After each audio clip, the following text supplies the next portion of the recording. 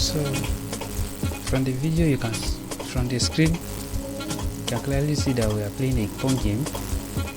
So this is a game I've designed using HTML. So I'll be using this as the basics to give a brief explanation on what HTML is, the key thing you need to know, as it is now an important aspect of life that we cannot run away from, learning how to code and as well as other things. So this is a simple website I've designed. You can clearly see for the tutorial, that is for the initial startup for you to understand. So let's start from here. On this very page I'm showing you, look at the script by your left.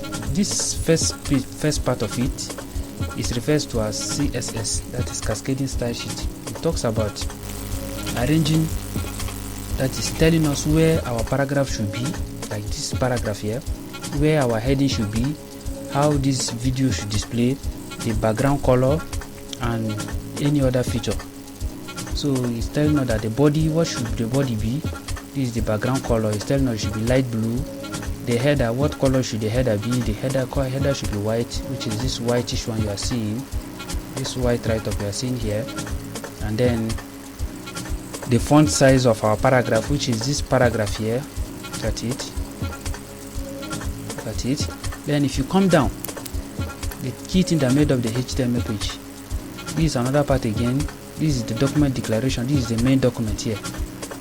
So we have the title, we have the document declaration, which is doc type HTML, then the HTML tag element, the head, the title. This our web page, this title is usually placed inside the page, and where it will display is when you bring your cursor up here. You can see our web page, which is the same thing with what I'm showing you on this typing page here. Then some other elements. These things are called elements, but for easy understanding I'll be referring to them as tag. So anywhere you see this symbol, this less than sign and greater than sign, what you have inside this refers to as a tag, or better still an element, whether in HTML or XML, like the virtual DJ software mapping I was telling you about. If you go there, you see a brief example of what I did there. Then we have this tag. Every tag, a tag is just an object that carries properties, which means it's like a container. You put things, and when you put things inside, the things can have a lot of features. Just like, let's take for example your mobile phone. Your mobile phone is a good example of an object, but not all mobile phones have the same colors. Not all mobile phones are made from the same company. So the different features that each phone has that makes it unique is what we refer to as attribute. So by the time you now put it, if you want to add attribute to this, maybe you say column, then you continue to add a lot of basic functionality to it. Color, then equal to, let's say color, then you put equal to, then you will now put quotation mark, what it refers to as argument. You now type green, then you will now put quotation mark on top, something like this. For example, this is an attribute I'm adding to this tag that I'm telling you. Then everything that will be inside here is refers to as the content of the tag. When we are done, then we'll now close the tag by still doing the same thing. Then putting a / before the tag name again. So by the time you cover it that way, like this is a very good example of a tag, or better still element in HTML. So this is I'm just explaining something here. Don't forget about this, it's not necessary, but I'm just giving an example of what everything you are seeing here. This is the content of our page. So when we are done typing our content, we will now use CSS to tell it how it should be displayed. This is the CSS style sheet, that is the CSS, that is the cascading style sheet. This instruction tells our page how it should be displayed.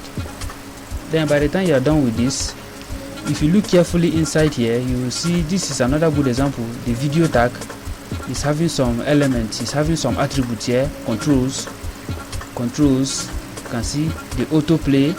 It should read autoplay, yes, it should autoplay. Then it's telling us another attribute again, which is the source element. Inside it, it's telling us the source of the video.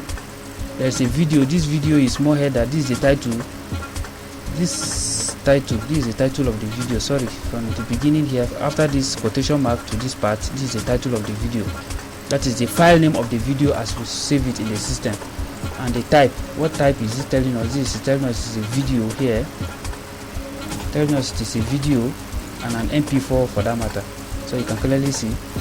So if you come down here, we also have another element again, which is a button. You see in the tag, look at it, this is the button here, look at it, click me. Then there's another attribute again, it's telling us on click. So when you click, this part I'm showing you now is part of the element, but when you want to add JavaScript to your web page, this on click is telling us that whenever we click this button, it should execute this very function. Anything that this function that is refers to as my function, look at it here. Then look at this write-up that is in between this opening and closing tag is telling us that the write-up that should appear on this click me. Let me remove the click me now and save it. Then I will refresh the page. You will see that the click me will disappear. It's only click that will remain. It's only the click that will remain. After when I refresh it, you see it's only the click that is remaining. You see there is no click me there again. So this is the instruction. This is script. It's telling us that this whenever you see a write-up in either any programming code or you visit, whenever you see a name and then this opening and closing parentheses, this opening and closing brackets that are in front, is telling us that this is an instruction. Then this is the start of the instruction and this is the end of the instruction. So by the time we click that button, you will see what will happen. Okay, sorry, it's not showing here, don't worry. This is for the JavaScript aspect. Anything that starts from here where you have this script to the end of this script is JavaScript. You can also go further to learn on Python. Python also have their own unique way of typing code, but don't worry, I will visit W3 School so that you see it for the case of Python. Let the page load. Okay, the page is still loading, but don't worry, let's continue with what we are doing first before the page is done loading. So let me play. This is a video, the video source I've loaded into my page.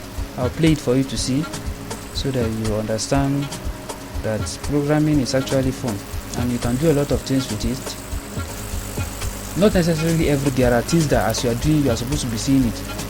As you are typing, as you are posting, you are supposed to be getting feedback, even though the feedback might show on your screen and it's being saved somewhere. But or if your calculation, in the case of calculation, you might not necessarily show the viewer every calculation that is being done, but there are some key things that your viewers must get as they do their work on your app, whether mobile app or native app or web browsing app.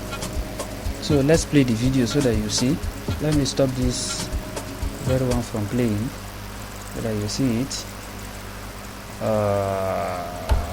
You see